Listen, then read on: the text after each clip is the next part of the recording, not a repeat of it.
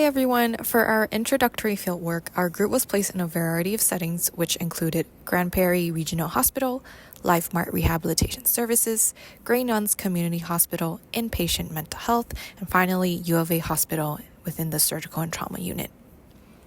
For OT model applications, in general, our preceptors tended to have more an intrinsic understanding of the models, which caused them to naturally come up in their treatment plans and sessions with clients. Since we were all in different settings, the CMOP-E was generally used as a framework for treatment due to its comprehensive nature. So this included asking questions about the home environment, social support, equipment, their physical and cognitive level, which will all be then generated as an answer and to use find strategies, their occupation, and their goals.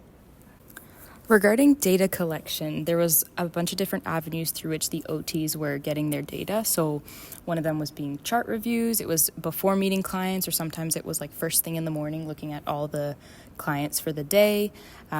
Also looking at like the MRI, skin grafts, PT notes, other interdisciplinary team members' notes, potentially the OT's notes from their last session.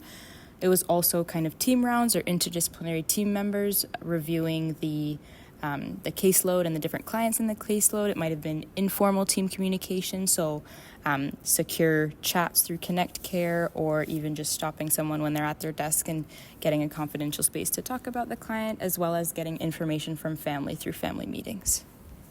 So for interviewing, we all observed several methods of interviews during our placements. Therapeutic modes included problem-solving mode to work with patients to identify new ways to do things, as well as empathetic mode by validating patients' concerns. Types of interviews, we observed many different populations due to the variety of our placements. The formats of the interviews included semi-structured as well as standardized assessments like the MOCA and the Independent Living Scales assessment.